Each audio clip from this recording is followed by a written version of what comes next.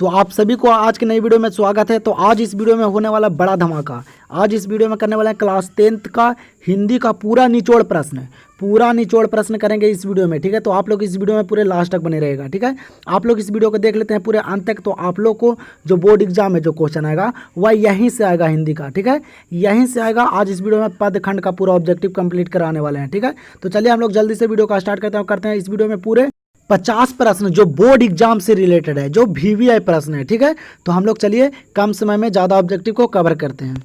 चलिए तो देखिए यहाँ पे पहला नंबर प्रश्न दिया गया, क्या करा कि राम नाम बिनु बिरथे जगी जनमा या पंक्ति की है। बताइए तो राम नाम बिनु बिरथी जगी जनमा या जो पंक्ति है वह किन की है। बताइए तो आप लोग के यहाँ पे ऑप्शन दिया गया है। देख लीजिए, पहला ऑप्शन देगा है गुरु नानक की है, दूसरा ऑप्शन देगा रसखान की है, और तीसरा ऑप्शन देगा घनानंद की है, और चौथा ऑप्शन में देगा प्रेम घन की है। आप लोग को आंसर पता होगा तो आप लोग कमेंट करते चलिएगा। ठीक है, कमेंट करने से क्या होगा कि आप लोग को जो प्रश्न है वो अच्छे तरीके से याद होगा। ठीक है, अच्छे तरीके से कंफर्म याद होगा, जो बोर्ड एग्जाम में कभी कंफ्यूजन नहीं होगा। ठीक है, तो बताइए तो राम नाम बिनु बिरथो जगी जनमा जो पंक्ति है वह किनकी है।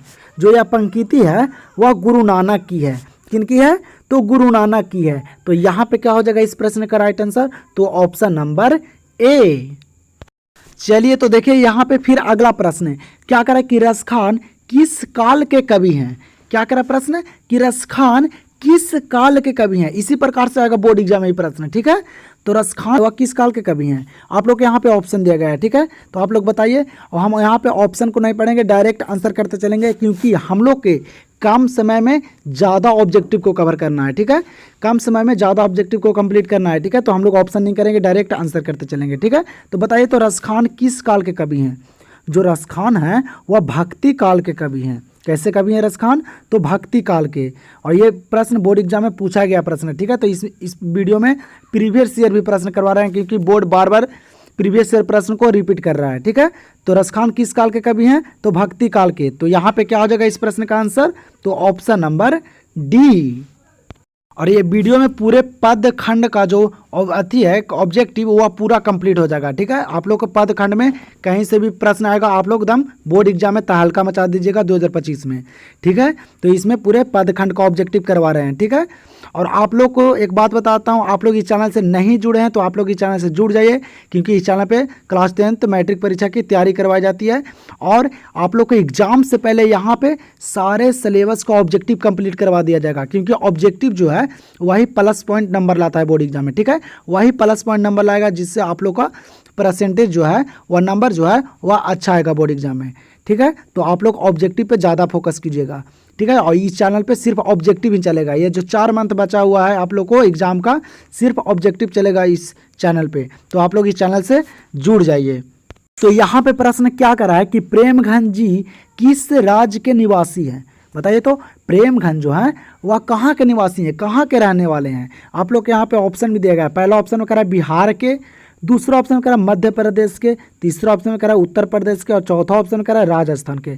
बताइए तो प्रेमघन जी किस राज्य के निवासी हैं। जो प्रेमघन जी हैं वह उत्तर प्रदेश के हैं। कहाँ के हैं? तो उत्तर प्रदेश के निवासी हैं। तो क्या हो जाएगा इस प्रश्न का आंसर? तो ऑप्शन नंबर सी। चलिए तो अगला प्रश्न पे ध्यान दीजिए, क्या करा कि अनामिका का जन्म कब हुआ।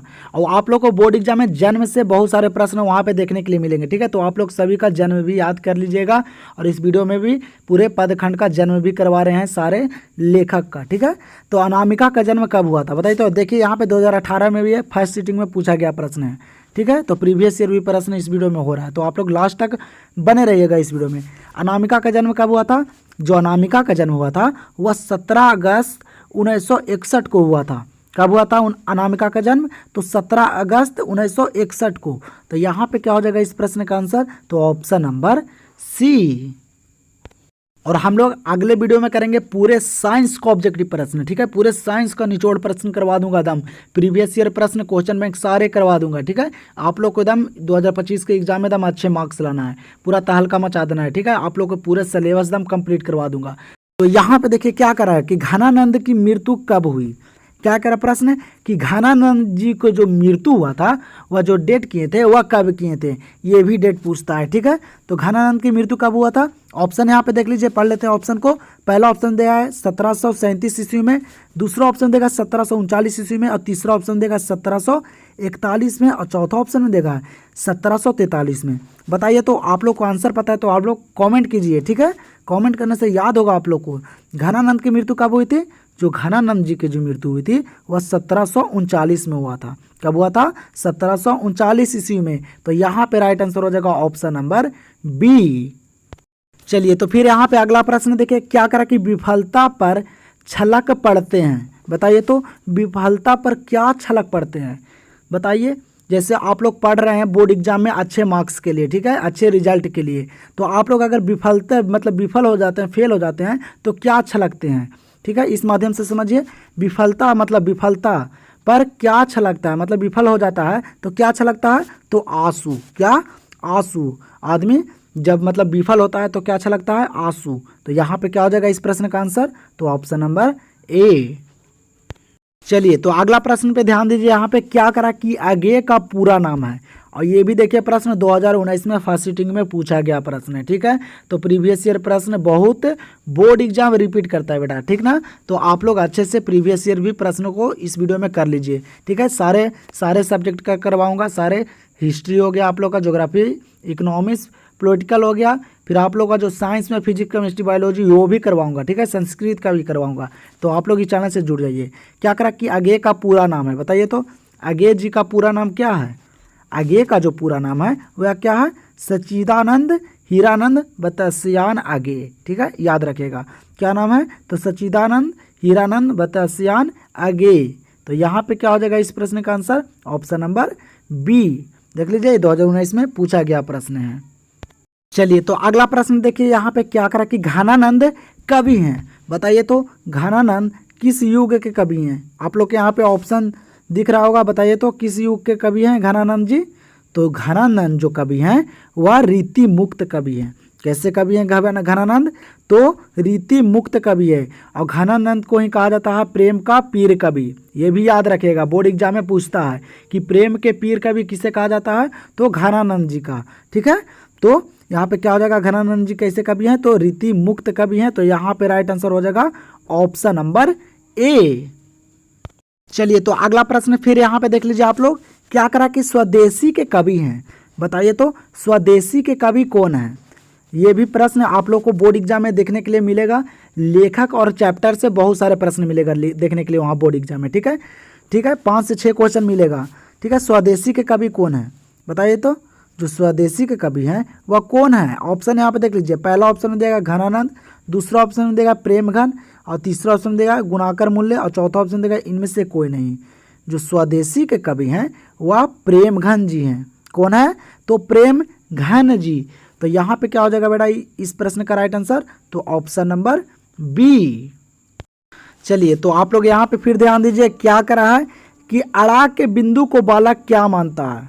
बताइए, तो आप लोग पढ़े होंगे अक्षर ज्ञान चैप्टर को, तो आप लोगों को पता होगा, ठीक है। अड़ा जो लिखा था है वहाँ पे एक बिंदु भी दिया जाता है अड़ा पे, ठीक है। तो वही करा यहाँ पे कि अड़ा के बिंदु को बालक क्या मानता है? क्या मानता है? बताइए, तो। और एक बात और बताते हैं, जो अड़ा है, अड़ा को जो बालक है वह माँ मानता है, और बिंदु को जो मानता है बालक वह बेटा मानता है। क्या मानता है? तो बेटा मानता है। तो क्या हो जाएगा इस प्रश्न का आंसर? तो ऑप्शन नंबर बी। अड़ा के बिंदु को बालक क्या मानता है? तो बेटा, ठीक है। तो आप लोग याद रखेगा। तो चलिए देखते हैं अगला प्रश्न। चलिए, तो अगला प्रश्न फिर यहाँ पे देखिए, क्या करा कि अज्ञेय का जन्म कब हुआ? ये भी देखिए 2018 में पूछा गया प्रश्न है। क्या करा है कि अज्ञेय का जन्म कब हुआ? बताए थे कि जन्म से भी बहुत सारे प्रश्न आएगा बोर्ड एग्जाम में। तो आप लोग सारे लेखक का जन्म और मृत्यु और उनका रचना याद रखिएगा, ठीक है।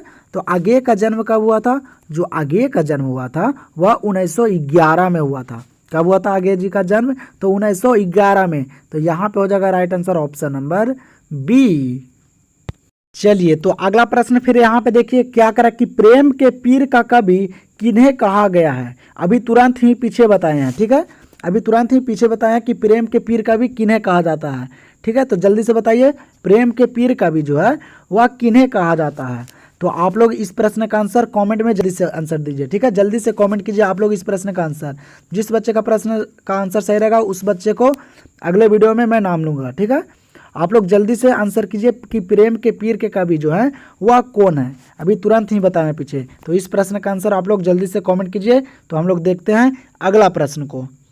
चलिए, तो अगला प्रश्न पे यहाँ पे ध्यान दीजिए। क्या करा कि सुजान रसखान के रचनाकार हैं, बताइए तो सुजान रसखान के रचनाकार कौन हैं। आप लोग के यहाँ पे ऑप्शन दिया गया, पहला ऑप्शन करा घनानंद जी हैं, दूसरा ऑप्शन देगा रसखान है, तीसरा ऑप्शन देगा प्रेमघन है और चौथा ऑप्शन देगा आगे हैं। बताइए तो सुजान रसखान के रचनाकार कौन है। जो सुजान रसखान के रचनाकार हैं वह कौन है, तो रसखान है। कौन है, रसखान। तो यहाँ पे क्या हो जाएगा बेटा इस प्रश्न का आंसर, तो ऑप्शन नंबर बी।